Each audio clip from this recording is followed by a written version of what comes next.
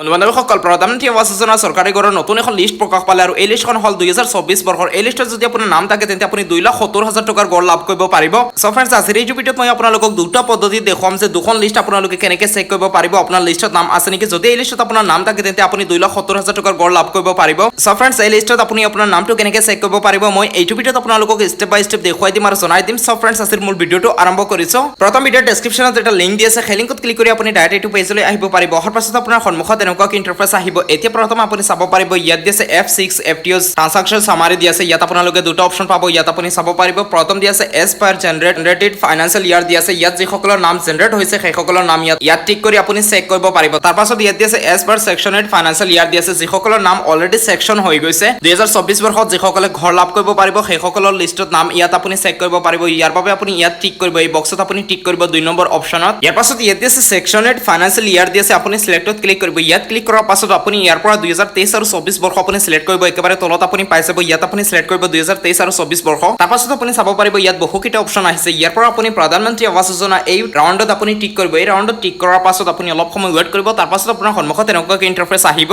এতিয়া আপুনি চাব পাৰিব ইয়াত 3 নম্বৰত দি আছে আসাম। তাৰ পাছত আপুনি চাব পাৰিব ইয়াত কিমান মানুহৰ নাম অলৰেডি সেকশনেড হৈছে। ইয়াত আপুনি চাব পাৰিব 2024 বৰ্ষৰ বাবে। এতিয়া আপুনি 3 নম্বৰত চাব পাৰিব আসাম লিখা আছে। ইয়াত আপুনি ক্লিক কৰিব। ইয়াত ক্লিক কৰাৰ পাছত আপুনি অলপ সময় ৱেইট কৰিব। তাৰ পাছত অসমৰ গোটেইকেইটা ডিষ্ট্ৰিক্টৰ নাম আহিব। ইয়াৰ পৰা আপুনি যিখন ডিষ্ট্ৰিক্টত আপুনি বসবাস কৰে সেই ডিষ্ট্ৰিক্টৰ নাম ইয়াৰ পৰা উলিয়াই আপুনি আপোনাৰ ডিষ্ট্ৰিক্টৰ নাম আপুনি সিলেক্ট কৰিব। ডিষ্ট্ৰিক্টৰ নামত আপুনি ক্লিক কৰিব। তাৰ পাছত আপোনাৰ সন্মুখত এনেকুৱা ইন্টাৰফেস আহিব। ইয়াৰ পাছত আপোনাৰ ব্লকৰ নাম আহিব। ইয়াৰ পৰা আপুনি আপোনাৰ ব্লকৰ নাম উলিয়াব। প্ৰথম ব্লকৰ নাম উলিওৱাৰ পাছত আপুনি ৰাইট সাইডত চাব পাৰিব ইয়াত ব্লু কালাৰৰ নাম্বাৰ দি আছে। এইকেইটা নাম্বাৰত আপুনি ক্লিক কৰিব। ইয়াত ক্লিক কৰাৰ পাছত আপুনি অলপ সময় ৱেইট কৰিব। তাৰ পাছত আপোনাৰ সন্মুখত এনেকুৱা ইন্টাৰফেস আহিব। ইয়াত আপুনি প্ৰথম চাব পাৰিব ইয়াত ডিষ্ট্ৰিক্টৰ নাম আছে, তাৰ পাছত ব্লকৰ নাম আছে। ইয়াৰ পাছত আপুনি চাব পাৰিব ইয়াত FTO নাম্বাৰ আপুনি ইয়াত আপুনি আপোনাৰ ৰেজিষ্ট্ৰেচন নাম্বাৰটো পাই যাব। ইয়াৰ পৰা আপুনি আপোনাৰ ৰেজিষ্ট্ৰেচন নাম্বাৰটো আপুনি উলিয়াই আপুনি আপোনাৰ লিষ্টত নাম চেক কৰিব পাৰিব। এতিয়া যদি আপোনাৰ ৰেজিষ্টাৰ নাম্বাৰ আপুনি নাজানে তেন্তে আপোনালোকে কেনেকৈ চেক কৰিব পাৰিব মই ইয়াত আপোনালোকক দেখুৱাই দিম। নেক্সট প্ৰসেছ আপোনালোকে কেনেকৈ কৰিব পাৰিব। ইয়াৰ বাবে প্ৰথম আপুনি চাব পাৰিব ইয়াত আছে আৱাসত। ইয়াত আপুনি চাব পাৰিব আৱাসত লিখা আছে। ইয়াত আপুনি ক্লিক কৰিব। তাৰ পাছত দি আছে ৰিপৰ্ট, আপুনি ৰিপৰ্টত ক্লিক কৰিব। ৰিপৰ্টত ক্লিক কৰাৰ পাছত আপুনি স্ক্ৰল ডাউন কৰি একেবাৰে তলত আহিব। তলত অহাৰ পাছত ইয়াত আছে বেনিফিচিয়াৰী ডিটেইলছ ফৰ ভেৰিফিকেশ্যন, আপুনি ইয়াত ক্লিক কৰিব। ইয়াত ক্লিক কৰাৰ পাছত আপুনি অলপ সময় ৱেইট কৰিব। তাৰ পাছত ইয়াত আছে ষ্টেট অল ষ্টেট দি আছে। ইয়াত আপুনি ক্লিক কৰি ইয়াৰ পৰা আপুনি আসাম সিলেক্ট কৰিব। তাৰ পাছত আপুনি তলত আহিব। ইয়াত আছে আকৌ সিলেক্ট, ইয়াত আপুনি ক্লিক কৰিব। ইয়াত ক্লিক কৰি ইয়াৰ পৰা উলিয়াই আপুনি আপোনাৰ ডিষ্ট্ৰিক্টৰ নাম ইয়াৰ পৰা আপুনি সিলেক্ট কৰিব। ডিষ্ট্ৰিক্টৰ নাম সিলেক্ট কৰাৰ পাছত আকৌ তলত আহিব। ইয়াত আছে সিলেক্ট, আপুনি ইয়াত ক্লিক কৰি ইয়াৰ পৰা উলিয়াই আপুনি আপোনাৰ ব্লকৰ নাম সিলেক্ট কৰিব। ব্লকৰ নাম সিলেক্ট কৰাৰ পাছত তলত আহিব। ইয়াত আকৌ সিলেক্টত ক্লিক কৰিব। ইয়াত ক্লিক কৰি আপুনি আপোনাৰ পঞ্চায়তৰ নামটো সিলেক্ট কৰিব। পঞ্চায়তৰ নামটো সিলেক্ট কৰাৰ পাছত তলত আহিব। ইয়াত আকৌ সিলেক্টত ক্লিক কৰিব। তাৰ পাছত আকৌ তলত আহিব। ইয়াত আপুনি 2023 আৰু 24 বৰ্ষ আপুনি সিলেক্ট কৰিব। তাৰ পাছত আকৌ তলত আহিব। ইয়াত আপুনি সিলেক্টত ক্লিক কৰিব।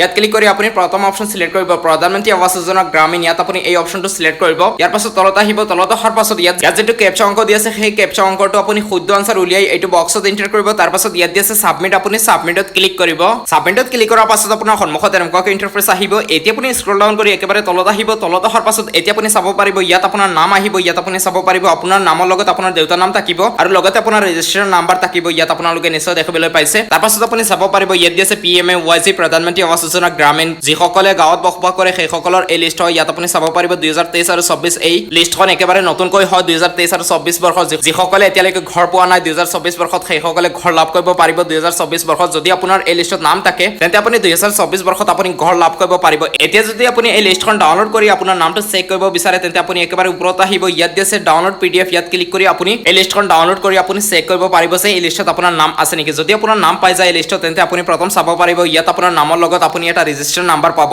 সেই ৰেজিষ্ট্ৰেচন নাম্বাৰটো আপুনি কপি নোট কৰি ইয়াৰ পৰা আপুনি লৈ ল'ব, ইয়াৰ পৰা আপুনি ৰাখি ল'ব। তাৰ পাছত আকৌ ওপৰত আহিব। এতিয়া আপুনি আপোনাৰ বেংক একাউণ্টৰ কমপ্লিট ডিটেইলছসমূহ আপুনি চেক কৰিব পাৰিব যে আপোনাৰ বেংক একাউণ্ট ভুল আছে নেকি বা আপোনাৰ কিবা ভেৰিফিকেশ্যন ৰিজেক্ট আছে নেকি, কিবা অসুবিধা আছে নেকি, আপুনি কেতিয়া গড় লাভ কৰিব পাৰিব। সম্পূৰ্ণ ডিটেইলছখিনি আপোনাৰ চেক কৰাৰ বাবে আপুনি একেবাৰে ওপৰত আহিব। ওপৰত অহাৰ পাছত ইয়াত আছে ষ্টেক হোল্ডাৰ্ছ, ইয়াত আপুনি ক্লিক কৰিব। তাৰ পাছত ইয়াত আছে IAY PMAYG বেনিফিচিয়াৰী, এই অপচনত আপুনি ক্লিক কৰিব। ইয়াৰ পাছত আপোনাৰ সন্মুখত এনেকুৱাকৈ ইন্টাৰফেস আহিব। ইয়াত আপুনি আপোনাৰ ৰেজিষ্টাৰ নাম্বাৰটো এন্টাৰ কৰিব। এতিয়া আপুনি যিটো ৰেজিষ্টাৰ নাম্বাৰ কপি নোট কৰি ৰাখিছিল সেই ৰেজিষ্টাৰ নাম্বাৰটো আপুনি ইয়াত এন্টাৰ কৰিব। তাৰ পাছত ইয়াত আছে সাবমিট, আপুনি সাবমিটত ক্লিক কৰিব। সাবমিটত ক্লিক কৰাৰ পাছত আপোনাৰ সন্মুখত এনেকুৱাকৈ ইন্টাৰফেস আহিব। ইয়াত আপুনি আপোনাৰ কমপ্লিট ডিটেইলছসমূহ আপোনাৰ চেক কৰিব পাৰিব। যদি আপুনি ইয়াৰ লগতে আপুনি আপোনাৰ বেংকৰ ডিটেইলছসমূহ আপুনি চেক কৰিব বিচাৰে তেন্তে ইয়াত আপুনি চাব পাৰিব বেংক ডিটেইলছ। ইয়াত আপোনাৰ কমপ্লিট ডিটেইলছসমূহ আপুনি চেক কৰিব পাৰিব। আৰু ইয়াৰ লগত যদি আপুনি চেক কৰিব বিচাৰে যে আপোনাৰ পৰিয়ালৰ আন কোনোবা সদস্যৰ যদি লিষ্টত নাম আছে বা পৰিয়ালৰ আন কোনো সদস্য গড় লাভ কৰিব নেকি ইয়াত আপুনি আপোনাৰ ডিটেইলছখিনি পাই যাব। ইয়াৰ বাবে আপুনি একেবাৰে তলত আহিব। তলত অহাৰ পাছত ইয়াত আপুনি ফটো আপুনি চেক কৰিব পাৰিব আৰু ইয়াত আপুনি নাম পাই যাব। যদি আপোনাৰ পৰিয়ালৰ আন কোনো সদস্যৰ নামত ঘৰ থাকে তেন্তে ইয়াত আপুনি পাই যাব। ইয়াত আপুনি চাব পাৰিব আপোনাৰ পৰিয়ালৰ কেইজনৰ নামত ঘৰ আছে ইয়াত আপুনি আপোনাৰ কমপ্লিট ডিটেইলছসমূহ আপুনি চেক কৰিব পাৰিব সো ফ্ৰেণ্ডছ আশা কৰিছো আপোনালোকে নিশ্চয় বুজি পাইছে যদি কিবা অসুবিধা হয় যদি কোনো ধৰণৰ প্ৰশ্ন থাকে তেন্তে আপোনালোকে নিশ্চয় মোক কমেণ্টত জনাব সো ফ্ৰেণ্ডছ আজিৰ এই ভিডিঅ'ত এইখিনি আছে যদি ভিডিঅ'টো ভাল লাগে তেনেহলে চেনেলটো সাবস্ক্ৰাইব কৰিব